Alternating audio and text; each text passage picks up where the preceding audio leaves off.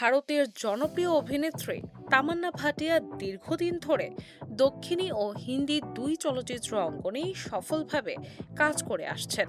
অভিনয়, নৃত্য নৈপুণ্য এবং গ্ল্যামার দিয়ে দর্শকদের মন জয় করা এই অভিনেত্রী সম্প্রতি দুই ইন্ডাস্ট্রিতে কাজের অভিজ্ঞতা নিয়ে খোলামেলা মন্তব্য করেছেন।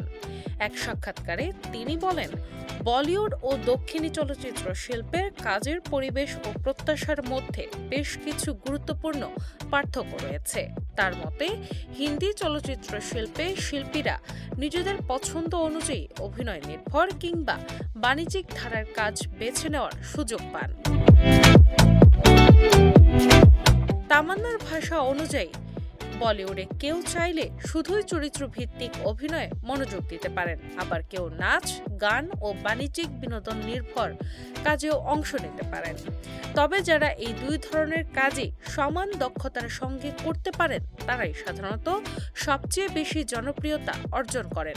অন্যদিকে দক্ষিণী চলচ্চিত্র শিল্প সম্পর্কে কথা বলতে গিয়ে তিনি বলেন, সেখানে কাজের ধরন তুলনামূলক বেশি চ্যালেঞ্জিং। বিশেষ করে অভিনেত্রীদের ক্ষেত্রে নির্দিষ্ট কিছু প্রত্যাশা ও সীমাবদ্ধতা কাজ করে, যা অনেক সময় পিতৃতান্ত্রিক দৃষ্টিভঙ্গির প্রতিফলন বলে মনে হয়।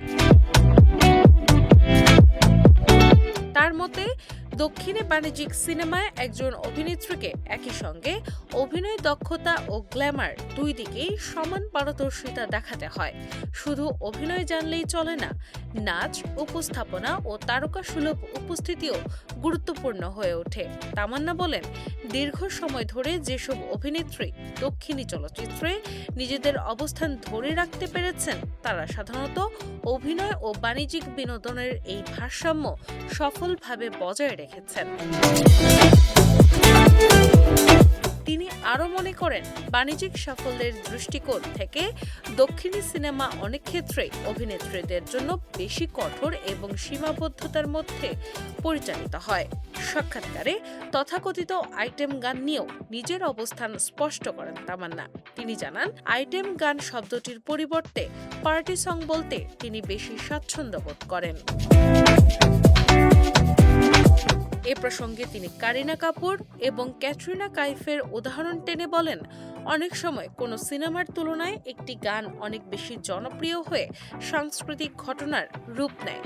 তিনি ছাম্মাক ছাল্লো ও শিলা কি জওয়ানির মতো গানের প্রসঙ্গ উল্লেখ করেন, যেগুলো সংশ্লিষ্ট সিনেমার চেয়েও বেশি আলোচিত হয়েছিল। তামান্না অভিনীত সর্বশেষ মুক্তিপ্রাপ্ত সিনেমা ওডেলা 2। গত বছরের 17 এপ্রিল মুক্তি পাওয়া এই সিনেমাটি বক্স অফিসে প্রত্যাশিত সাফল্য পায়নি। বর্তমানে তার হাতে একাধিক নতুন প্রকল্প রয়েছে।